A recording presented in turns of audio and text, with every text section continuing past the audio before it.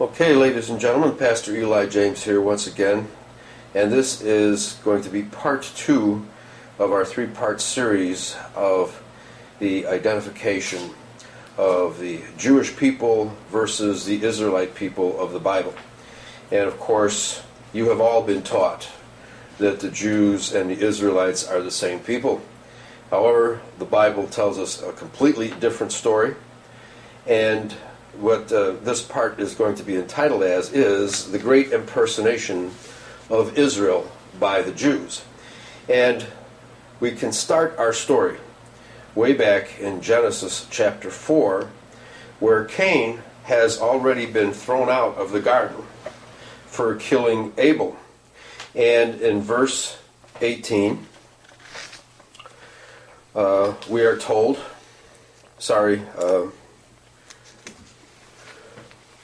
let me back up here.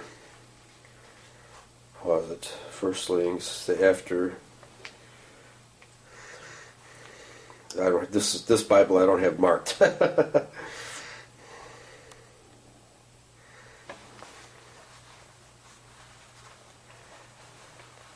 want to go on with his descendants. Okay, where did I start? 16. Okay. Okay. All right. So if you got it still rolling, I'll just keep going here.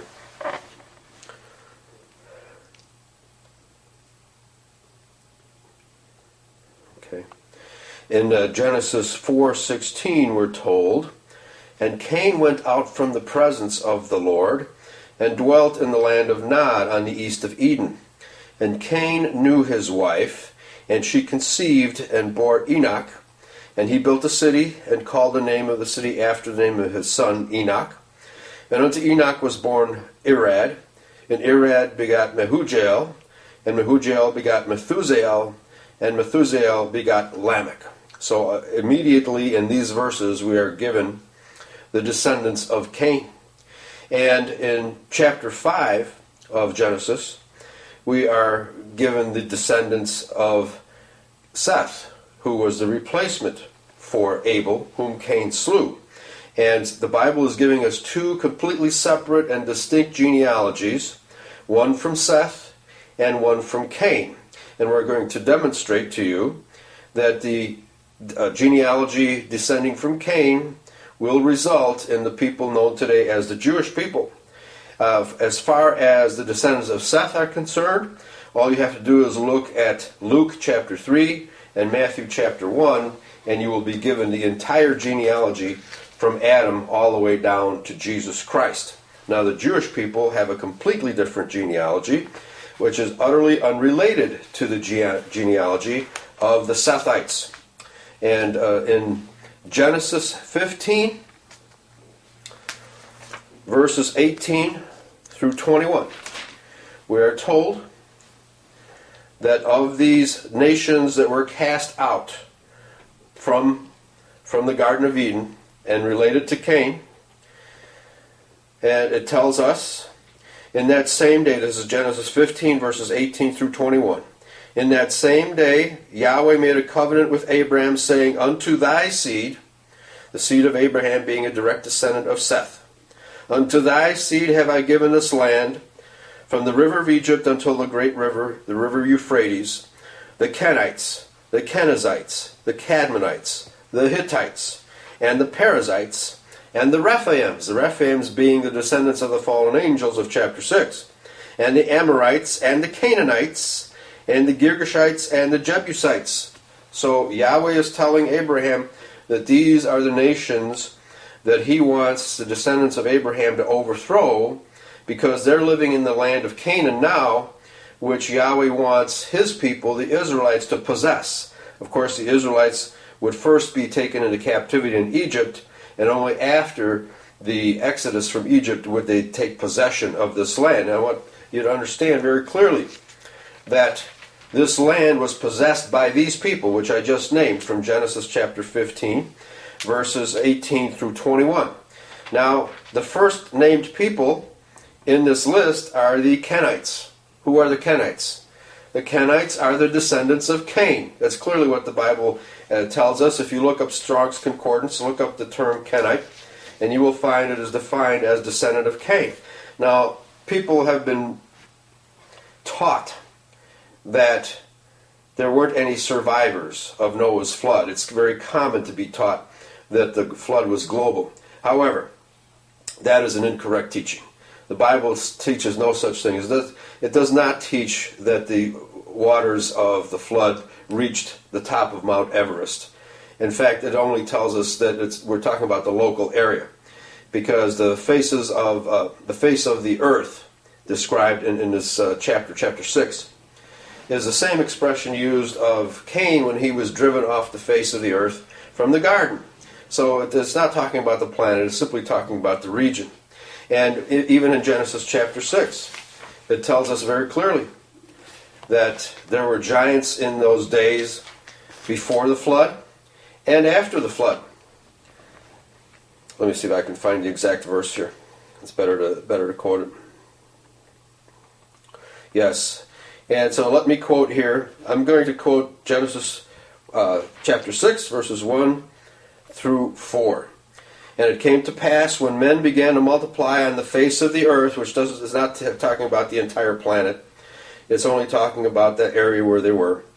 And daughters were born unto them, that the sons of God, which is translated from Ben Elohim, meaning the fallen angels, saw that the daughters of Adam, we're talking about the Sethites here, that they were fair, and they took them wives of all which they chose. And Yahweh said, My spirit shall not always strive with Adam, the descendants of Adam, for that he also is flesh, yet his days shall be 120 years. We know that the lifespans of the ancient patriarchs were much longer before the flood than afterwards. And then it says in verse 4, there were giants in the earth in those days, and also after that is after the flood as well. And we know that Goliath, being a descendant of the tribe of Gath, and I just quoted in Genesis chapter 15 that the Rephaim were on the face of the earth and living in the land of Palestine, or Canaan land at that time. So they were alive after the flood. So either if the flood theory, global flood theory is correct, then all of these people miraculously reappeared, or they survived, in which clearly it is the case that they survived, as Genesis 6:4 tells us. Also the book of Jasher tells us that the many survived the flood and fled and escaped to another land. And therefore we find in Genesis chapter 15 that these Kenites, who are the descendants of Cain, are indeed alive and well in the land of Canaan. So now of these tribes, only 7 survived, and we're going now to turn to Deuteronomy chapter 7.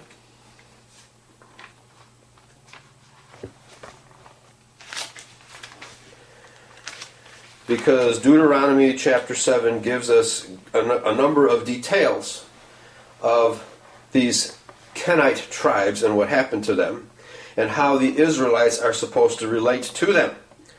Deuteronomy 7, verse 1. When Yahweh thy Elohim shall bring thee into the land whither thou goest to possess it, and hath cast out many nations before thee, I've already given the names, but here it repeats some of them, the Hittites, and the Girgashites, and the Amorites, and the Canaanites, and the Perizzites, and the Hivites, and the Jebusites, 7 nations greater than and mightier than thou. And when the Lord thy God shall deliver them before thee, shalt thou smite them, nor show mercy unto them. So, in other words, since these tribes are literal descendants of the fallen angels, and had intermarried with the peoples of the territory, that these forbidden creatures were not part of Yahweh's plan for this earth. These, in fact, were hybridization created by the fallen angels. And this is how we are to understand these verses. And later on, in verse 7, the Lord did not set his love upon you, nor choose you because you were more in number than any other people, for you were the fewest of all people. Talking about Noah's flood, there were only 8 of our ancestors left at that point. but because the Lord loved you, and because he would keep the oath which he had sworn unto your fathers, hath the Lord brought you out with a mighty hand, and redeemed you out of the house of the bondmen, for the hand of Pharaoh king of Egypt. Know therefore that Yahweh thy Elohim, he is God, the faithful God, which keepeth covenant and mercy with them that love him, and keep his commandments to 1,000 generations. So folks, we have to keep his commandments, and we're told numerous times in the Bible, Old and New Testament, that we must keep his commandments. The law has not been done away with. That's another false teaching of the modern churches. And he repayeth them that hate him to their face. Okay, so if you hate your God, he will repay you accordingly. To destroy them, we are told. He will not be slack to him that hateth him. He will repay him to his face. Thou shalt therefore keep the commandments and the statutes and the judgments which I command me to this day. Okay, and hold on, I have to find out the verse where he says, thou shalt not make marriages. Okay, yes, here we go. Now, in verse 3 of Deuteronomy chapter 7, it tells us, we Israelites, neither shalt thou make marriages with them, that is, these Canaanite, Kenite people. Thy daughter thou shalt not give to his son, nor his daughter shalt thou take unto thy son. For they will turn away thy son from following me, that they may serve other gods. So will the anger of Yahweh be kindled against you, and destroy thee suddenly. Now this is exactly what happened to the northern 10 tribes of Israel. They started to make marriages with these Canaanites, and because of this, Yahweh drove them from the face of Palestine, the northern 10 tribes area that they inhabited, and they cast them out into the wilderness of Europe. So here, the sin that they committed is the sin of race mixing with non-Israelites. And if we read the books of Ezra and Nehemiah, we find out very clearly that Ezra and Nehemiah cleaned the house of all the race-mixed people, and would accept only as citizens of Judah those people who did not have mixed-race children. Deuteronomy chapter 23 clearly tells us that we shall not have mixed-race offspring come into our congregation. It clearly tells us this. I know those pastors will tell you that the word there is bastard. A bastard shall not enter the congregation of God. But if you look that word up, bastard, it's the Hebrew mamzer. It has only one meaning. It means mongrel. No mongrel shall enter the congregation of Yahweh. All the churches that are teaching you that race mixing and mongrelization is acceptable to God are lying to you, folks. The Bible does not teach any such thing. And they are using these lies to oppress you, the true Edomites and Israelites of the Bible. Until you understand this truth, that these churches have become actually your enemies, you will not understand what's going on in the world today. Because what we see is the world empire of merchants, Mystery Babylon, as ruled by the Jewish bankers, the bankers of the house of Rothschild. These are the ones promoting all these lies. These are the ones promoting this mythology that they are God's chosen people, even though they violate every law of the Old Testament, every single law of the Old Testament. Their holy book is the Talmud, not the Old Testament. And the Talmud is virtually step by step the entire denial of the law of Moses. Deuteronomy 4:2 clearly tells every priest, you shall not change the Lord's laws. You shall not change one word that I have given you. You shall not add, you shall not subtract from the written word that I have given you. These are the words of Moses, folks. So if a rabbi comes along and tells you, well, I can change the law because I'm a rabbi, he is a liar. He is a deceiver. He is leading you down the path to destruction and encouraging you to follow him. Now, I want to show that the New Testament completely verifies the teachings of the Old Testament. In fact, we have this strain of Christianity which claims that the Old Testament is obsolete, and if we don't really need the Old Testament, and it's just for our instruction. And even those people who claim that it's for the instruction, they have thrown it away and refuse to be instructed by it.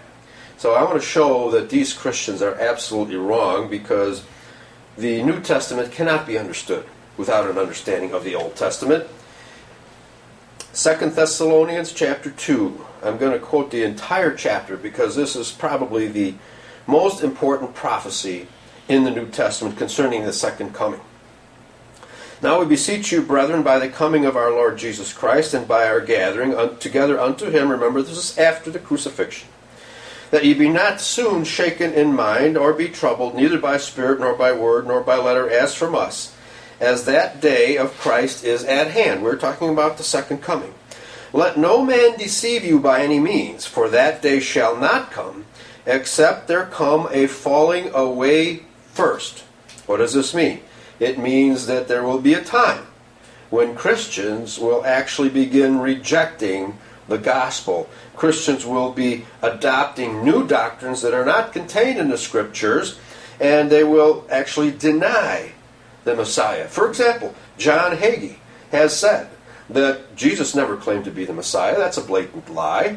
And of course we know that his Jewish advisors are paying him to say that, because he is one of those people we call a Judeo-Christian, a Christian who has been influenced by Jewish doctrine.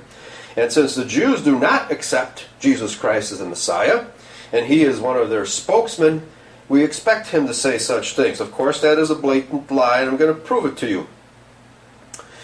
And again, for that day shall not come, except there come a falling away first. And Pastor Hagee is one of those who have fallen away. In fact, the entire cast of televangelists that you see regularly performing on your television screens are being advised and paid, and their whole entire network is being provided to them by the international Jew, so they can keep on deceiving you on this matter. And it says, there shall come a falling away first, and that man of sin be revealed. That man of sin will be revealed. Who is this man of sin? Well, let's take a look at 1 John chapter 2, verse 22. Who is a liar, but he that denieth that Jesus is the Christ? He is Antichrist, that denieth the Father and the Son. Whosoever denieth the Son, the same hath not the Father, but he that acknowledgeth the Son hath the Father also. Let that therefore abide in you which ye have heard from the beginning. If that which ye have heard from the beginning shall remain in you, ye also shall continue in the Son and in the Father. And this is the promise that he hath promised us, even eternal life. So, if you deny the Son, you deny the Father also. And the Jewish people have never accepted Jesus Christ as being the Son of God.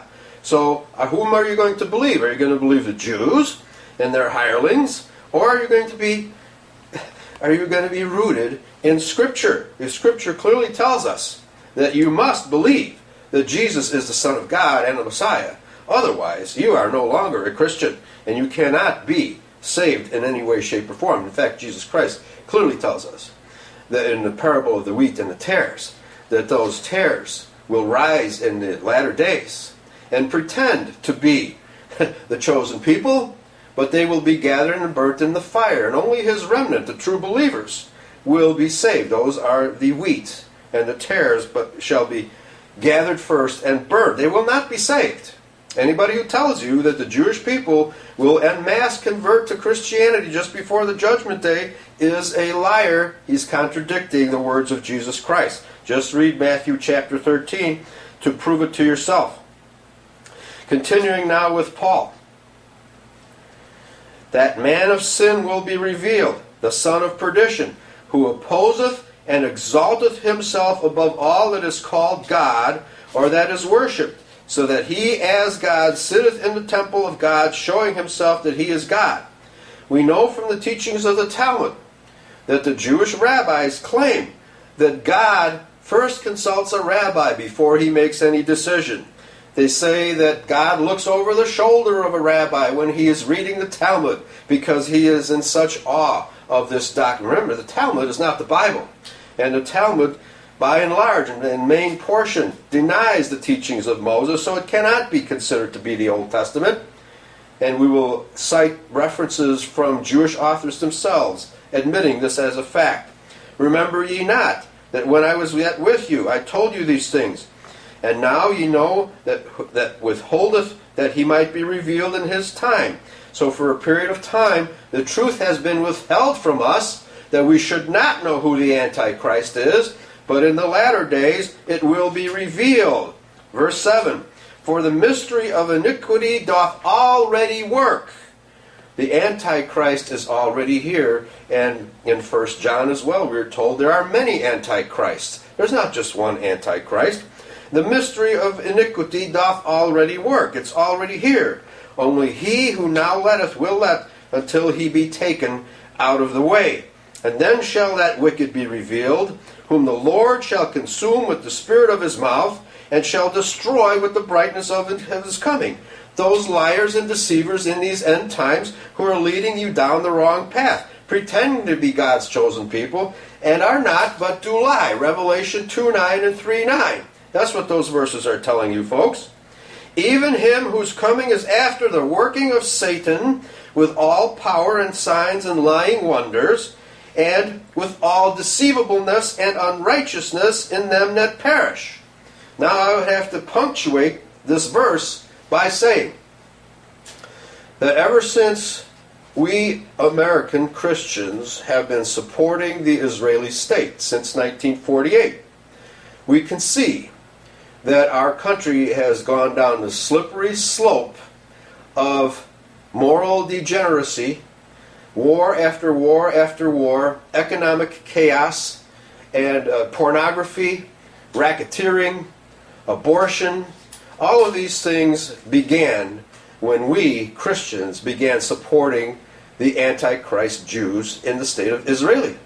Because, folks, these people are not the Israelites of the Bible.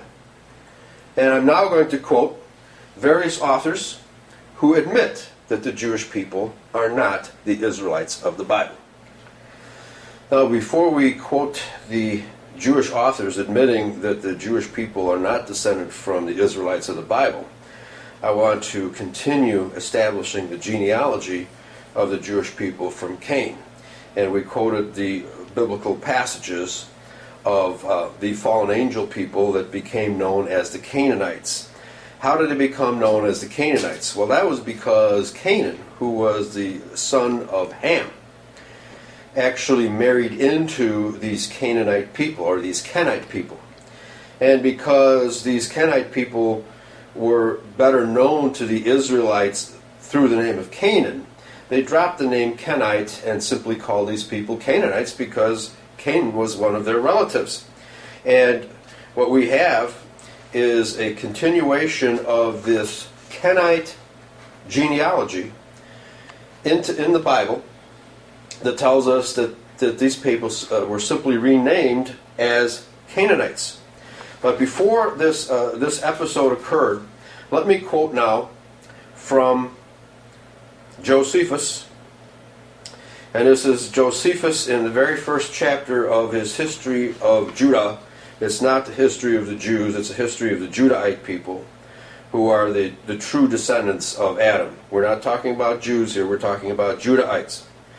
And with respect to the sacrifice, the offering that Abel and Cain gave to the God Yahweh, okay? Now Abel the younger was a lover of righteousness, and believing that God was present at all his actions, he excelled in virtue, and his employment was that of a shepherd. But Cain was not only very wicked in other respects, but was wholly intent upon getting. And he first contrived to plow the ground. Note this word, contrived. He slew his brother on the occasion following. They had resolved to sacrifice to God. Now Cain brought the fruits of the earth and of his husbandry, but Abel brought milk and the first fruits of his flocks. Now there's been this ongoing discussion of why did Yahweh not accept Cain's offering, but he did accept Abel's offering. And that was because Abel brought the first fruits, as is later established by the rituals of the Israelites offering the first fruits. The first fruits were to be offered to God, and then the rest of the subsequent harvest was to be used by the people. But Cain refused to give the first fruits. He gave whatever he chose, not giving credence to Yahweh in the first place. Okay, and then continuing here. But God was more delighted with the latter oblation when he was honored with what grew naturally of its own accord than he was with the invention of a covetous man and gotten by forcing the ground. This is what Josephus has to tell us about this episode. Now, what happens, what could possibly be meant by this? The invention of a covetous man and gotten by forcing the ground. Well, it's pretty obvious that Cain was a hybridizer. Yahweh forbids hybrid creations. He forbids the mixing of one seed with another. There are many passages in the Bible that tell us this. I'm going to quote now from the book of Jasher, chapter 4, verses 16 through 18. This is regarding the fall of the Edomites. It's a parallel story to that in Genesis chapter 6. And all the sons of men departed from the ways of the Lord in those days as they multiplied on the face of the earth with sons and daughters. And they taught one another their evil practices, and they continued sinning against the Lord. And every man made unto himself a god, and they robbed and plundered every man his neighbor as well as his relative, and they corrupted the earth, and the earth was filled with violence. And their judges and rulers went to the daughters of men, that is, to the daughters of the Edomite people, and took their wives by force from their husbands according to their choice. And the sons of men in those days took from the cattle of the earth, the beasts of the field, and the fowls of the air, and taught the mixture of animals of one species with the other, in order therewith to provoke the Lord. We're being told that Yahweh does not like hybrids. And of course we have discovered that these people in the land of Canaan are hybrids of fallen angels and the other human races that were existing on the face of the earth at that time. And in Jasher chapter 6, verses 24 through 25, we are given verification of the fact that this flood was not global and that many people survived. And the sons of men approached in order to break into the ark, to come on in account of the rain, for they could not bear the rain upon them.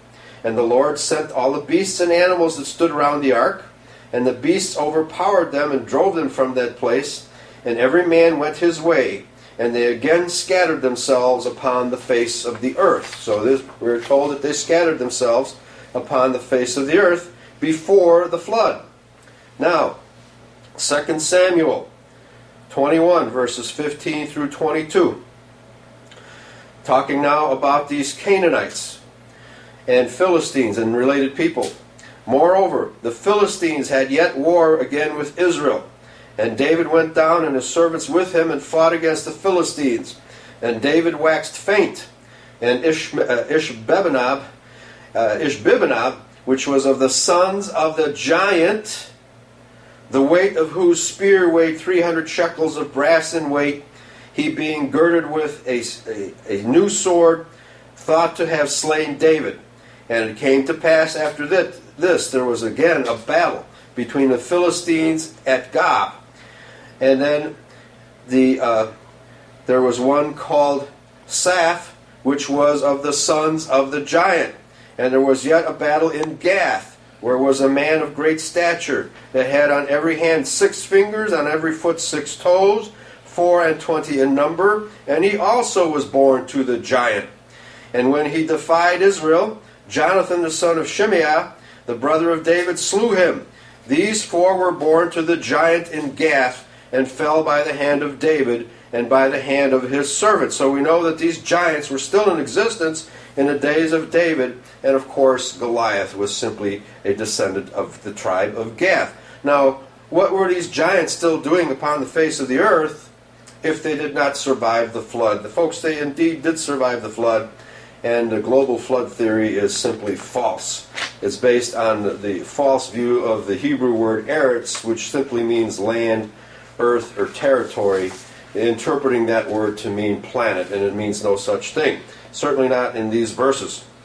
Now, understanding that these Canaanites are simply the Kenites renamed, we want to continue tracing their genealogy down into the times of our Lord Jesus Christ.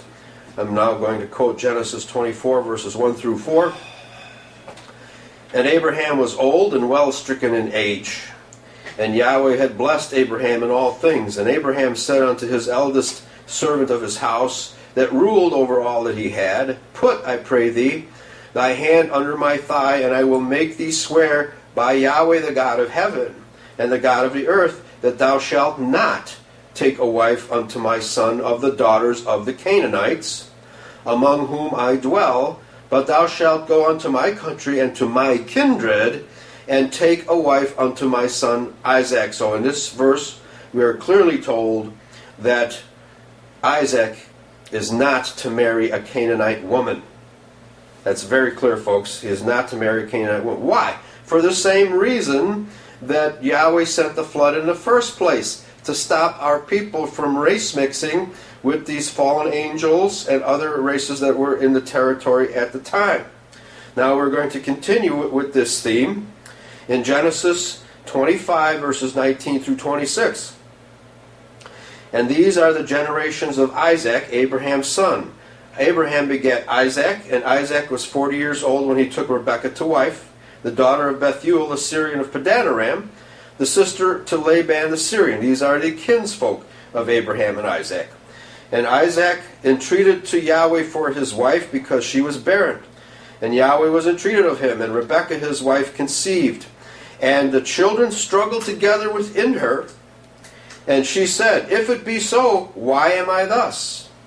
And you have to picture the fact that within her womb, Esau and Jacob, her future twin sons, were actually fighting with each other within her womb. That's why she is asking, If it be so, why am I thus?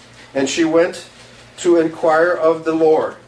And the Lord said unto her, now listen very carefully to these words, 2 nations are in thy womb, and 2 manner of people shall be separated from thy bowels, and the one people shall be stronger than the other, and the elder shall serve the younger. And when her days to be delivered were fulfilled, behold, there were twins in her womb. And the first came out red, all over like a hairy garment, and they called his name Esau. And after that came out his brother, and his hand took on hold of Esau's heel, and his name was called Jacob. And Isaac was 80 years old when she bare them. Now remember, this verse is clearly telling us that 2 nations, 2 separate types of people are in thy womb, and the one shall be servant to the other. Now we know from the entire history of the Bible that Jacob, the younger, became the master or leader over Esau. Esau, in fact, sold his birthright to Jacob, as every Christian ought to know. And because he sold his birthright to Jacob, he became the servant of Jacob. So this is a clear prophecy of that eventuality. Now what happened here? Well, let's go into the where Esau sold his birthright. And the boys grew, and Esau was a cunning hunter, a man of the field, and Jacob was a plain man, dwelling in tents. And Isaac loved Esau because he did eat of his venison. So Isaac loved Esau because of the food that he brought home. But Rebekah loved Jacob. And Jacob sod pottage. And Esau came from the field, and he was faint. And Esau said to Jacob, Feed me, I pray thee, with that same red pottage, for I am faint. Therefore was his name called Edom. Now we know that Esau's name was changed to Edom. And the land of Edom was always to the south of Judah, because the people of Judah are not the same as the people of Edom, folks. This is very important for you to know. And Jacob said, Sell me this day thy birthright.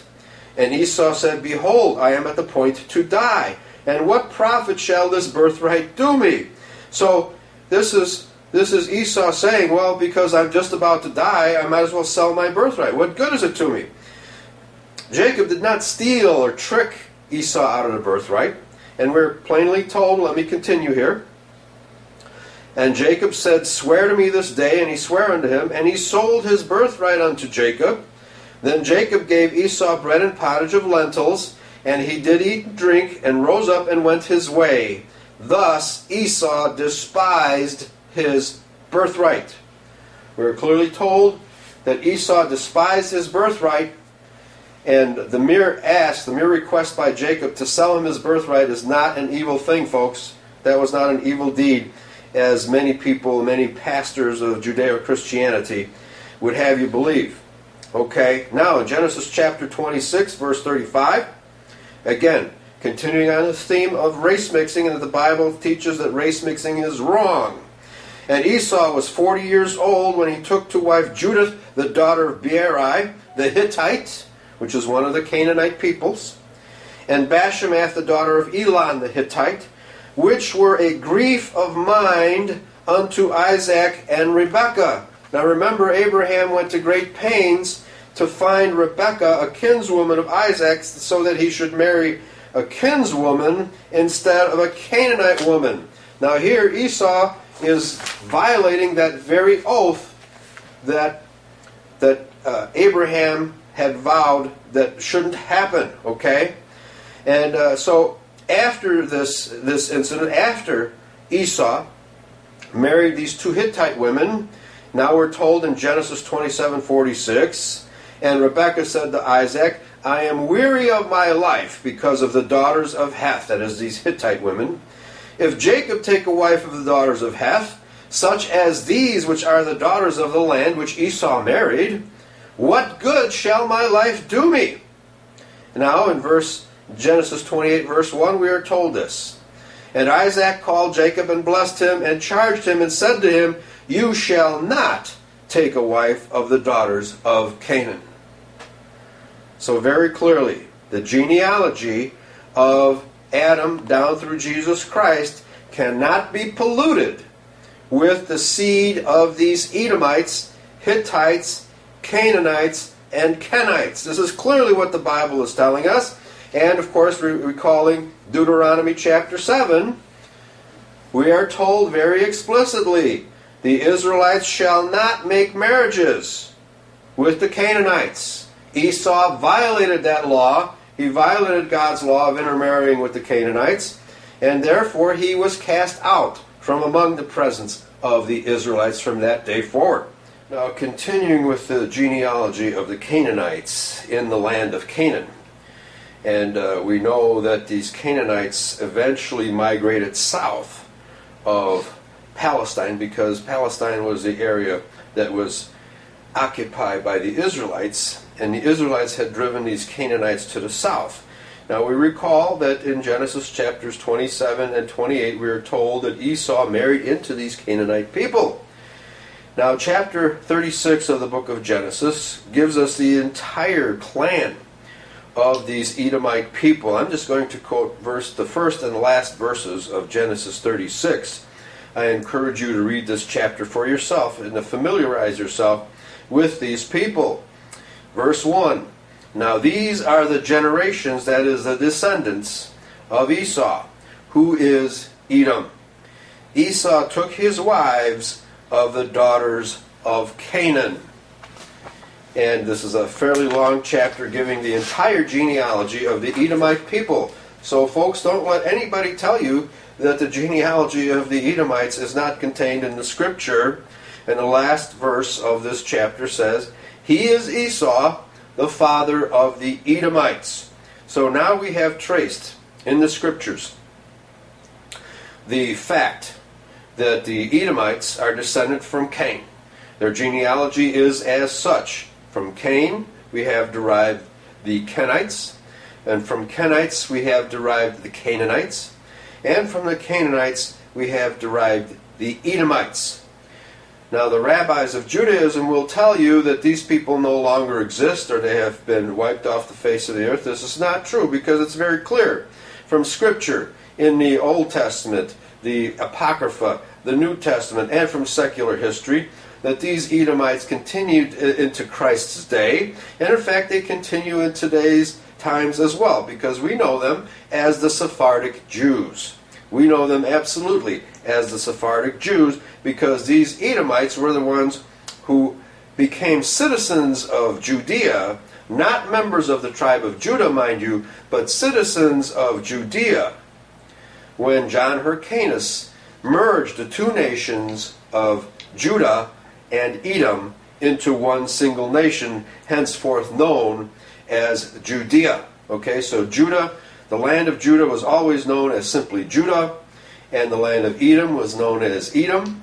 But when those two nations were combined, and this happened in the year 125 BC under King John Hyrcanus of Judah. This is all recorded in the book of Josephus, that when these two nations were merged together, which was a violation of Deuteronomy 7, that our people should not intermarry with Canaanites, and we know that these Edomites are simply the Canaanites renamed as Edomites, that John Hyrcanus violated the law of Yahweh by intermarrying, beginning this process of intermarrying.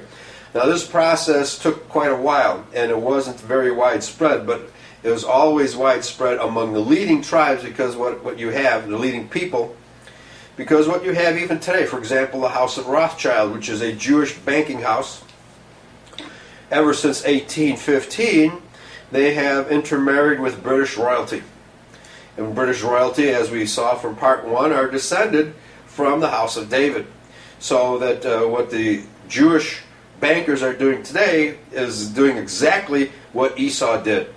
He married into the line of Canaanites. The Jewish house of Rothschild is in fact the Edomite Canaanite house that we're talking about here in Scriptures, and as we know from part 1 as well, that the Adamic Israelites are the Caucasian people. So again, the genealogy of the Canaanite people: Cain, Kenites, Canaanites, Edomites, and these Edomites are the ones who under Herod took over the land of Judah by force, by assassination, by sabotage. All this history is contained in the works of Josephus very explicitly. And now I'm going to quote from the book of Tobit in the Apocrypha, because I'm going to verify for you. And this is one of the reasons why the Apocrypha have been removed from the Bible. Here is what Tobit has to tell his son, who they were Israelites, folks. Be on guard, my son, against fornication, and above all, choose your wife from the race of your ancestors. Do not take a foreign wife, again, repeating the command of Deuteronomy 7, repeating the commands of Ezra and Nehemiah not to take foreign wives. Do not take a foreign wife, one not of your father's tribe, for we are descendants of the prophets. My son, remember that back to the earliest days, our ancestors, Noah, Abraham, Isaac, Jacob, all chose wives from their kindred. They were blessed in their children, and their descendants will possess the land. So you too, my son, must love your kindred. Do not be too proud to take a wife from among the women of your own nation. Such pride breeds ruin and disorder, and the waster declines into poverty. Waste is the mother of starvation. Now let me tell you something, folks.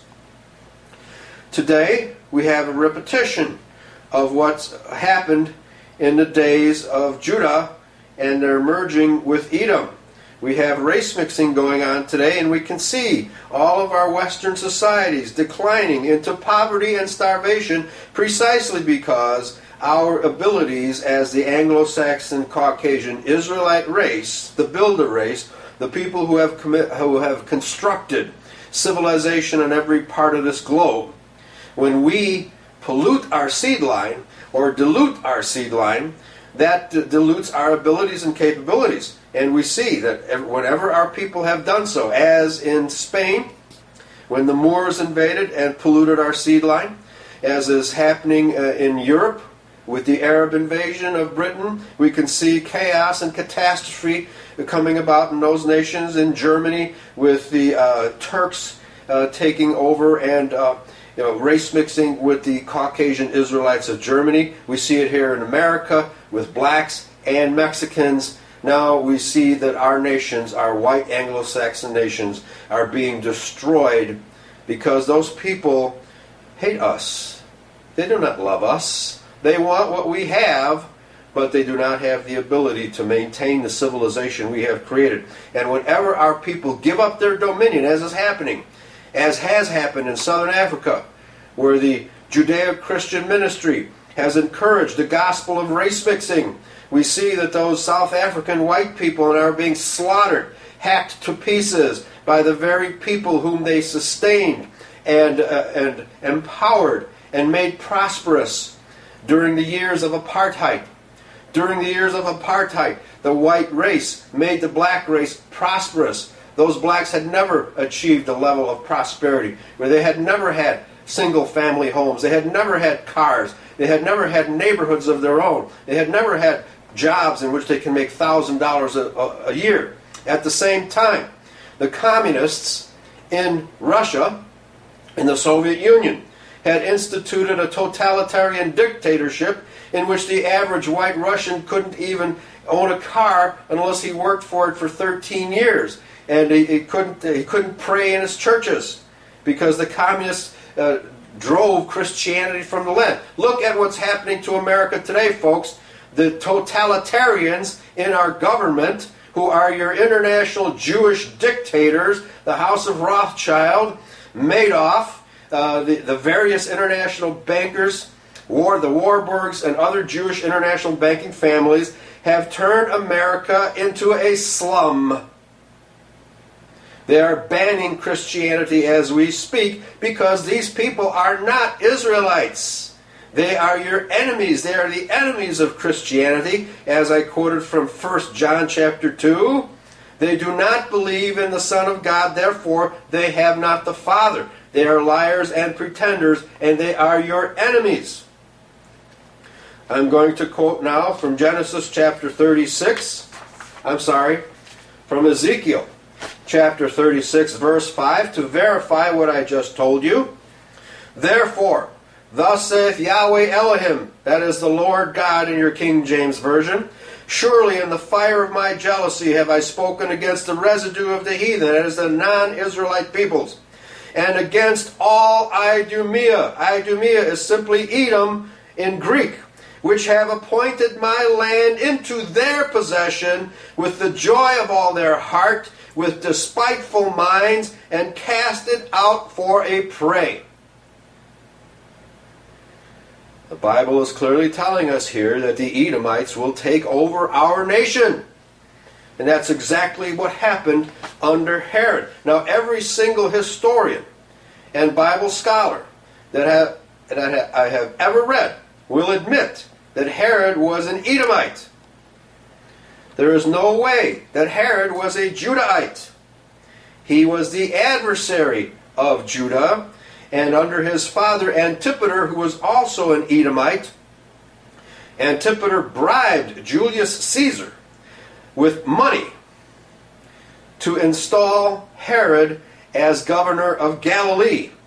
After Herod was installed as governor of Galilee by bribery, that same Herod assassinated Hyrcanus II, who was the last legitimate Judahite to sit on the throne of Judah in the land of Judea. Lamentations 1:10 also tells us, the adversary has spread out his hand upon all her pleasant things, for she has seen that the heathen, that is the non-Israelites, entered into her sanctuary, whom you did command that they should not enter into the congregation. Lamentations 1:10 verifies again that we are not to mix our company and our seed with the Canaanites, but yet through bribery, sabotage, and murder, these people took over and usurped the throne of Judah. This is why Herod, the Edomite, when he heard that Jesus Christ was born, he heard rumors that the child who had come to redeem Israel was born, went and sent out soldiers to kill the baby. If Herod were an Israelite, he would have been overjoyed. But because he was an Edomite and an enemy of the people of Israel, he ordered that the child should be killed. Ladies and gentlemen, this explains why Herod was of such a mentality as to want to kill a baby. Now, continuing with the story of Herod being an Edomite and not a Judahite. Folks, this is extremely important information. You have to know why Herod wanted to kill Jesus. And that's because he was a Canaanite. He was a descendant of Cain. And I'm going to prove that to you from the book and the Gospel of John. First, I want to quote from the Nicene and post-Nicene Fathers, from Eusebius, Church History, the Life of Constantine, quoting the Epistle to Aristides by Julius Africanus. He has this to say about Herod. But as there had been kept in the archives up to that time the genealogies of the Hebrews, this is of course in the Temple of Jerusalem, as well as those who traced their lineage back to proselytes such as Achior the Ammonite and Ruth the Moabitess. And Ruth was of course an Israelite living in the territory of Moab. She was not racially a Moabitess. And to those who were mingled with the Israelites that came out of Egypt with them, Herod, now note this very carefully, Herod, inasmuch as the lineage of the Israelites contributed nothing to his advantage, and since he was goaded with the consciousness of his own ignoble extraction, since he knew he was an Edomite, not a Judahite, Herod burned all the genealogical records, thinking that he might appear to be of noble origin, if no one else were able from the public registers to trace back his lineage to the patriarchs or proselytes and those mingled with them who were called the Gore. So those people who were mingled with the Israelites, the so-called strangers, were of the same race of the Israelites. They were not of the Canaanites, and they were not of the other races that were forbidden to intermarry with. So this is proof, ladies and gentlemen, that Herod was not a genealogical Judahite. Absolutely not. He was an Edomite.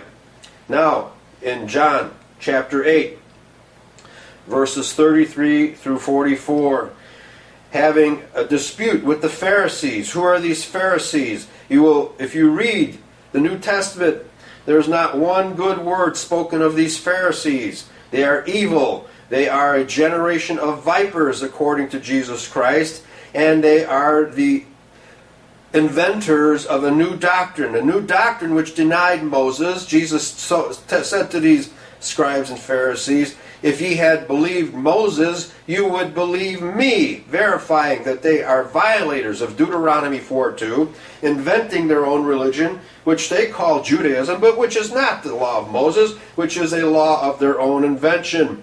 Saying to these Pharisees in verse 33, they answered, let me back up to verse 31. Then Jesus said to those Judeans, which is the correct translation, because there were Edomites in Judea and there were Judahites in Judea, to those Judeans which believed on him, because those Judeans who believed on him were more than likely Judahites, but not Edomites, because Edomites were not his kinsmen. Quote, if ye continue in my word, then are ye my disciples indeed. Remember, he's speaking to a mixed group here. It's a group of Judeans of mixed heritage, Edomites and Judahites. And then, this is the famous verse 32. And ye shall know the truth, and the truth shall make you free. They answered him, we be Abraham's seed, and were never in bondage to any man. How sayest thou, ye shall be made free? So the average Christian reads verse 32 and says, well, the words of Jesus Christ are going to make us free. But these Pharisees weren't impressed by that statement.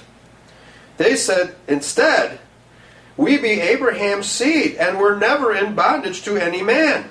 Well, if they were in fact Israelites, because we're talking about their whole race, their whole nation, the Israelites were in bondage in Egypt, they were in bondage to the Assyrians, and of course the house of Judah was in bondage to the Babylonians. But how can these people, how can these Judeans say that they were never in bondage? Their nation was never in bondage at all.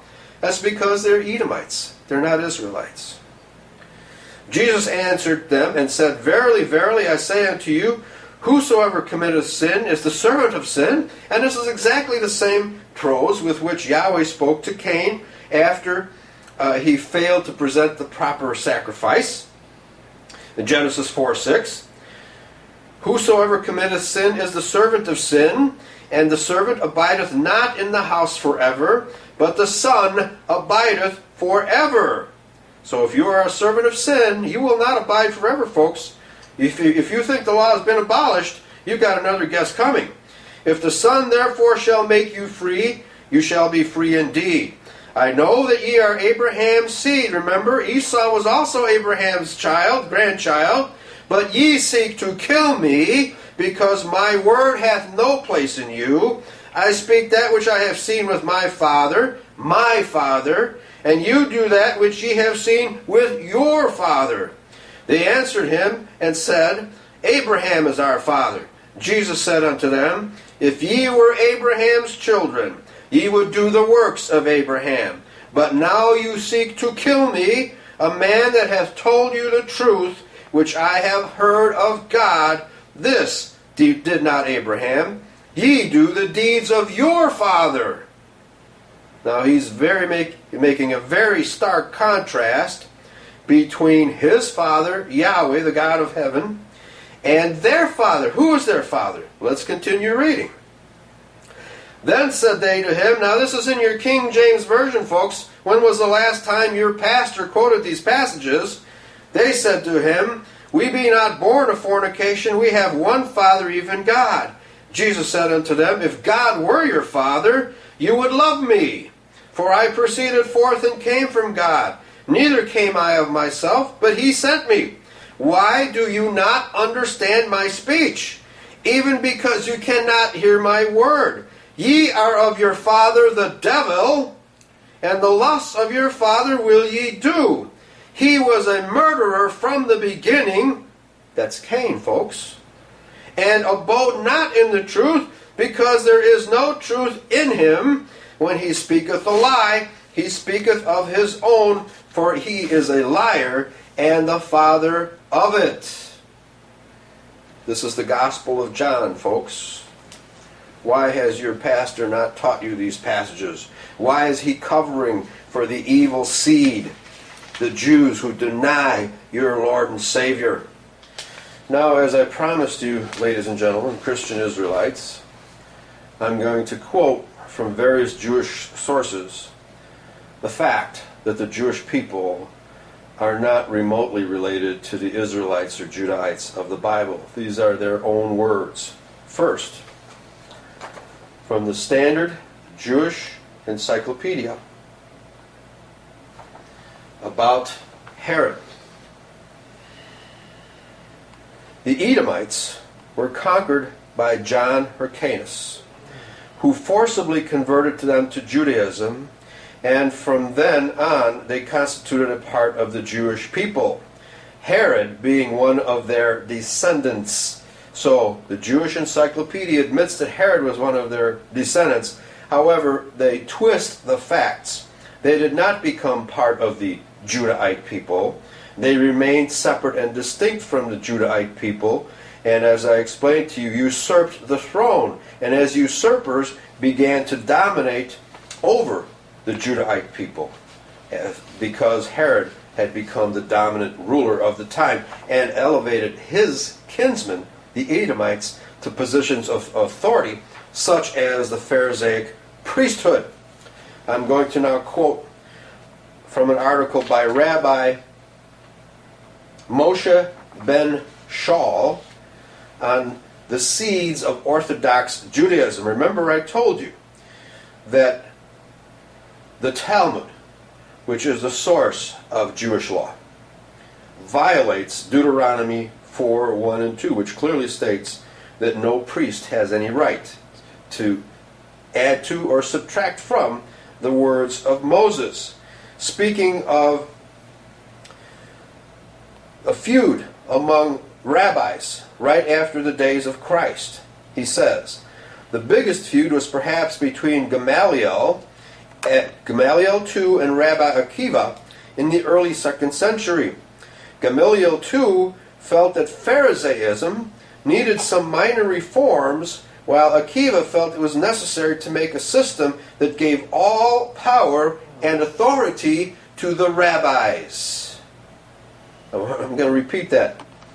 Akiva felt it was necessary to make a system that gave all power and authority to the rabbis. Now remember what Jesus Christ told these rabbis in John chapter 8, that they were the children of the devil. Continuing, he brought in the doctrine that the oral law was given at the same time as the Torah, and that Moses, David, etc. were rabbis. Ladies and gentlemen, this is a blatant lie. Remember, he warned us not to believe Jewish fables? He won out over Gamaliel too in a battle that got pretty nasty and deceitful on both sides.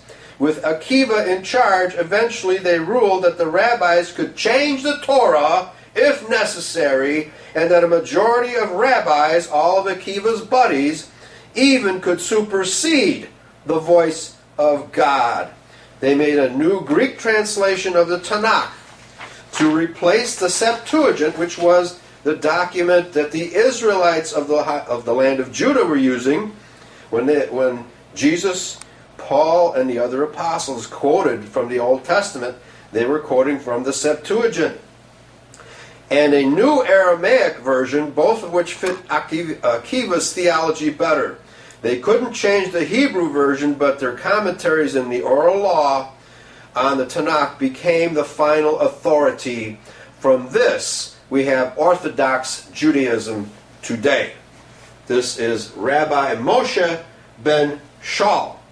From the horse's mouth, folks, Judaism is a distortion, is a perversion of the doctrine of Moses. It is not a continuation of the doctrine of Moses. Don't believe that lie, folks. Didn't Paul tell you that in the latter days the Christians would be deluded by false doctrine? This is the false doctrine. Now, earlier I told you that the vast majority of the Jewish people are not even Shemites. They're not even Israelites. They're not even Judahites. They are imposters pretending to be Judah and Israel. I'm now going to quote from the pictorial history of the Jewish people. The pictorial history of the Jewish people tells us this about the Khazars. Of all the astonishing experiences of the widely dispersed Jewish people, the Jews were not dispersed until 70 AD. Now you know that the Israelites were dispersed in 745 BC. The real Israelites were dispersed a good 800 years earlier. The Jewish people, of all the astonishing experiences of the widely dispersed Jewish people, none was more extraordinary than that concerning the Khazars. Khazars. The Khazars, during the Byzantine era, were an aggregation of warlike tribes who, it is conjectured, must have sprung from Hun or Turkish stock. With dramatic suddenness, the Khazars entered the orbit of Jewish life. One of their Khagans, or kings, called Bulan, was converted to Judaism about the year 740 CE, by which they mean the Common Era, because the Jews don't like to use Anno Domini, because it's a reference to Jesus Christ. And with him went the Khazar tribes. Folks, the Jewish people, the vast majority of the Jewish people today are not related to Israel or Judah at all. They are descendants of the Khazars. Now, from an article entitled The Jews That Aren't by Leo Hyman from the San Diego Union, August 28, 1966. He has this to say: Nathan M. Pollock has a beef with the Israeli government. His elaborate plans to celebrate this September the 1000th anniversary of the Jewish-Khazar alliance were summarily rejected. Now, of course, you must understand that the Jewish world does not want the Christian world to understand that their heritage is Khazar Ashkenazi and not Israel Judah. an elderly, meek-looking man who migrated to Israel from Russia 43 years ago. And of course, Russia was was the nation that incorporated these Khazar people much later in history. Pollock ekes out a living as a translator of scientific texts and proofreader in a publishing firm. But his great passion, hobby, and avocation is historic research. He has devoted 40 years of his 64 years to trying to prove that 6 out of 10 Israelis and 9 out of 10 Jews in the Western Hemisphere are not real Jews. That is, they're not really Judahites at all, folks, but descendants of fierce Khazar tribes which roamed the steppes of southern Russia many centuries ago. Continuing here, as a matter of fact, our alleged descent from the Khazars is the central theme of the Arab propaganda, he states. The Arabs claim most European Jews have no right to be in Israel in the first place because they are not descended from the biblical Hebrews, but from Tartar Mongol nomad tribes, including the Khazars, who were converted to Judaism en masse 1,000 years ago. So folks, the Jewish people know that they're not descended from Judah and Israel. They know they're descended from the Khazar tribes, but they can't afford to allow you to know, because all of the money that the Christian Zionists send to that bandit state of Israel is used to prop up the Antichrist, and the Antichrist will never admit that he is not Judah. He will never admit that he is not Israel. I have 2 more quotations for you. 1 John chapter 2, verse 18. Little children, it is the last time, and as ye have heard that Antichrist shall come, even now there are many Antichrists. Don't believe the lie that Antichrist hasn't come yet. He is already here. They are already here, whereby we know that it is the last time. They went out from us, but they were not of us. For if they had been of us, they would no doubt have continued with us. But they went out, that they might be made manifest that they were not all of us. Who was with the Israelites in those days that John is telling you are not of us people Israel, are not of us people the Judahites?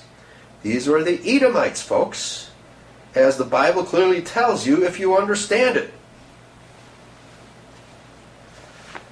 One final quote from this booklet, The Mask of Edom, by William Norman Saxon. He summarizes the relationship between the Jews and the true Israelites, our people, Caucasian Israel. The Jews' masquerade as the Lord's chosen people is undoubtedly the greatest hoax in history. This is the basis of the anti-God conspiracy of which Asaph spoke. The plan began to evolve among the Jews in Babylon who, as the historian H.G. Wells wrote, found the idea of belonging to the chosen race to preeminence was a very attractive one. If they could foist themselves off on the world as Israel, their grandiose ambitions for world dominion would be greatly enhanced. They began to claim Abraham for their father and thrust their company upon the remnant of the true Judahites. As I explained to you, that's what happened in Judea when Herod usurped the throne of Hyrcanus II and kicked the Judahites out and replaced them all with Edomites. These Pharisees that Jesus Christ tells you are the children of the devil are Edomites, folks. They are not Judahites. So, to conclude this episode, the Jewish people, their genealogy from Cain went to the Kenites, from the Kenites to the Canaanites, from the Canaanites to the Edomites, from the Edomites to the Idumeans, who became known as the Pharisees, who are known today as today's Sephardic Jews. They are not, in any way, shape, or form, descended from true Israel, and the vast majority of the Jewish people today are not even Shemites. They are Ashkenazi Khazars by their own admission, if you read their writings instead of believing the lies they perpetuate in the mass media.